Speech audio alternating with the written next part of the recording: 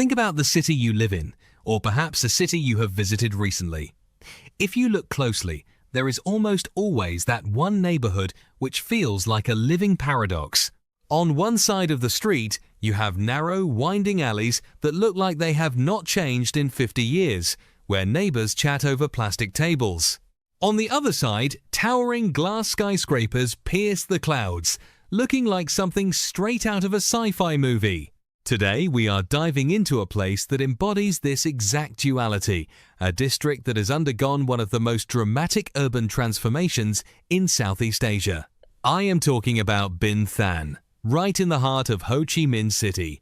It is a fascinating study in urban evolution. If you spoke to anyone who lived in Saigon 20 or 30 years ago, Binh Thanh was not exactly the place where people dreamed of moving. It was historically seen as a low-lying, flood-prone transit zone.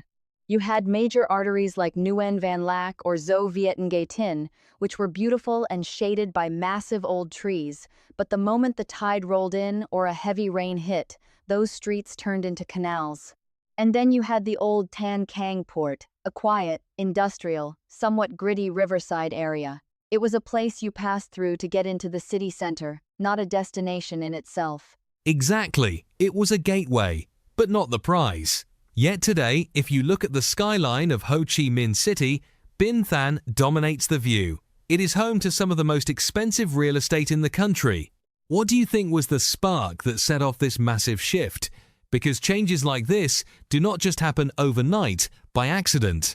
You can usually trace these massive urban shifts back to a single, monumental catalyst.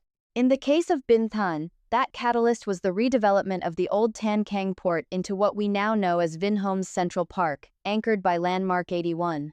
When you take a massive, underutilized industrial waterfront and turn it into a premium, master-planned mini-city, you completely rewrite the rules of the local economy. Landmark 81 did not just change the physical skyline, it changed the psychological map of the city. Suddenly, Binh Thanh was no longer the fringe. It became the new center of gravity. It is incredible how a single development can act like a giant magnet, pulling investment, infrastructure, and people toward it. But beyond the glitz of a super tall skyscraper, there has to be a practical reason why people actually want to live there. I mean, luxury apartments are great, but if you are stuck in traffic for 2 hours every day, the appeal fades pretty quickly. What makes Binh Thanh work so well geographically? It really comes down to the classic real estate mantra: location, location, location. Binh Thanh sits at a geographical sweet spot. From the Central Park area, you can jump onto Nguyen Hu Can or Ton Duc Thang Street and find yourself in the historic District 1 in about 5 minutes. If you head in the opposite direction across the Saigon Bridge or the Thu Thiem Bridge, you are instantly in Thu Duc City, which is being developed as the new financial and technological hub. On top of that, you have Metro Line 1 running right through it, and direct routes to the international airport. It solved the ultimate modern dilemma for urbanites, which is minimizing commute times while maximizing access to different parts of a sprawling metropolis. That convenience factor is huge, especially for a new generation of professionals who value time above almost everything else. And this ease of access has created a really interesting demographic shift, has it not? It is no longer just local families who have lived there for generations. Not at all. It has become a massive melting pot. If you walk through the Riverside Park on any given evening, you see this incredibly diverse tapestry. You have young Vietnamese families pushing strollers, groups of local tech workers and creatives huddled over laptops in trendy cafes, and a massive international community. You hear Korean, Japanese, English, and French being spoken all within the span of a single walk. These global citizens are drawn to Binh Thanh because it offers a highly structured, self-contained lifestyle. You have international schools, hospitals, shopping malls, and green spaces, all within walking distance. It feels like a slice of Singapore or Tokyo, but with a unique local flavor. That is the part I find most intriguing.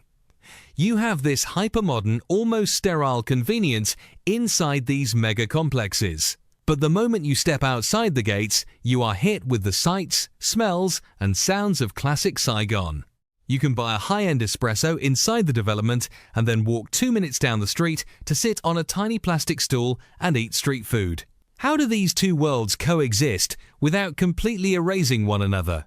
Gentrification often erases old culture, replacing it with uniform corporate chains. But in Binh Thanh, the old and new coexist. Street vendors and small markets adapt by serving wealthy residents and expats in high-rises. This creates an economic system where high-income residents support traditional street businesses, preserving the neighborhood's soul and character.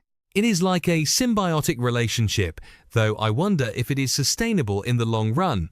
As land values continue to climb, the pressure to redevelop those older, low-rise alleyways must be immense. Do you think we risk losing the very identity that makes Binh Thanh special if the high-rises keep expanding?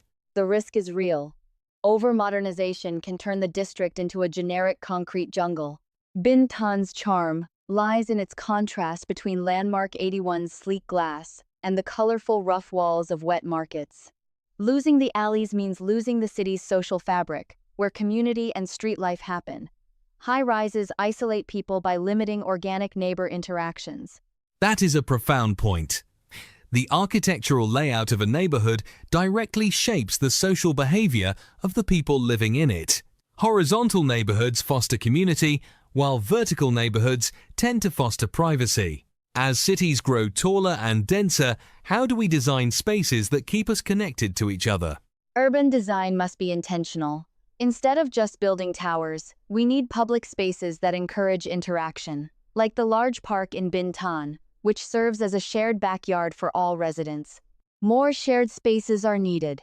Heritage includes not only old buildings, but also the living culture of the streets, such as street food and small retail, which are equally important to preserve. It really makes you think about what we value in a city. Is it efficiency, cleanliness, and modern luxury, or is it chaos, character, and community? Ideally, we want both, but finding that middle ground is incredibly difficult. Binh Thanh seems to be running this live experiment in real time. It absolutely is. And it is an experiment that cities all over the developing world are watching closely. The rapid transformation of Binh Thanh is a testament to the sheer energy and dynamism of Saigon. It is a city that refuses to stand still, always pushing forward, always reinventing itself. As we wrap up today, it leaves us with a lot to contemplate. The next time you walk through a changing neighborhood, take a moment to look at the older structures standing in the shadow of the new ones. Think about what is being gained, but also what might be quietly lost in the name of progress. Binh Thanh has successfully put itself on the global map, but its true success will lie in how well it holds on to its unique, chaotic, and beautiful soul. Thank you for sharing these insights today, and to everyone listening, thank you for joining us. What does urban progress look like in your city? We would love to hear your thoughts. Until next time.